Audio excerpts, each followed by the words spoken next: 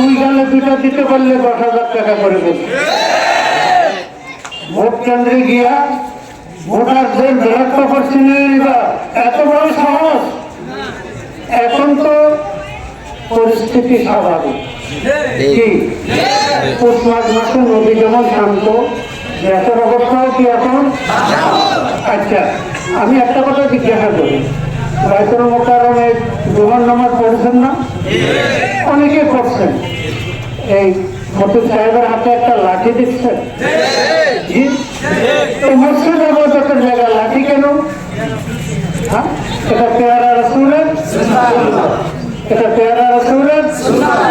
তো যে যে কেন্দ্রগুলো আশঙ্কাজনক মনে করেন কিছু ঘটতে পারে, আমি গোটা রামগতি কমলনগরের জন্য বলতেছি না, যে সেই এলাকার কেন্দ্রগুলো ঝুঁকিপূর্ণ, আপনারা 3 হাত 3.5 হাত করে বাঁশের লাঠি বানাইয়া ঘরে রাখবেন।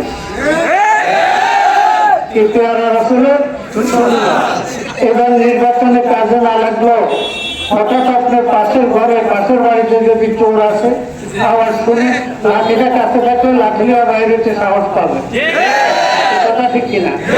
যদি শুনেন যে কেন্দ্র দখল করে ফেলাইছে, এজেন্টকে বাইর করে দিচ্ছে, তো মাইক ট্যাগ শুনেননি? মাইক ট্যাগ বাহিরে যারা ছিল থাকবেন তারা একটা মাইক ট্যাগ দিয়ে ভিতরে ঢুকে পড়বে, ভিতরে দুইটা এক একটাকে বাইর করে সমানে দুটো দিয়ে পাড়াইতে থাকবে।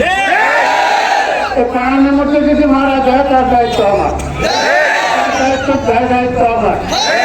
এখানে গেলে আমি যাবো, ফাঁসি হলে আমার ফাঁসি হবে। কিন্তু কোনো মায়ের ছেলে যেন এই দুঃসাহস দেখাতে,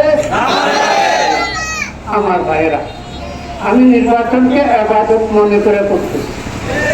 বিগত 3টা নির্বাচন, এখনকার এই সংসদ নির্বাচন, এটাকে আমি ইবাদত মনে করি, জিহাদ ফি সাবিলিল্লাহ মনে করি। আমি এখন যে কথা বলবো, কোনো প্রার্থী কোনো প্রতিদ্বন্দ্বী কাছ থেকে আপনারা এই কথা শুনেন নাই, শুনবেনও না।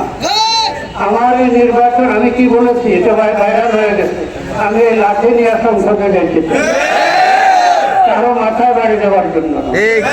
দেশের সবচাইতে বড় সমস্যা হলো ঘুষ এবং দুর্নীতি।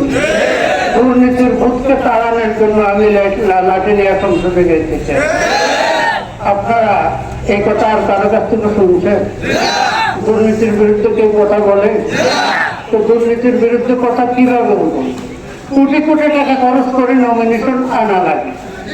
নমিনেশন এমন আটকেছে যে 299টা নমিনেশন চূড়ান্ত হয়ে গেছে, একটা হয় না হয় না হয় না, কি হয় না হয় না হয় না, বাচ্চা যেমন হয় না হয় না স্বীকার করা লাগে, এই নমিনেশনের কাউন্ট স্বীকার করা লাগে।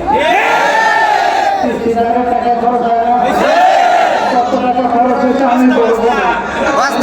আমি শুনছি যে শোনা কথা বলা ঠিক না, শোনা কথা বলা ঠিক না, আমি বলবো না। এখন আপনারা জিজ্ঞাসা করবেন যে এই মনোনয়ন যে আটকিয়েছিল, এটা খালাস করছেন কিভাবে?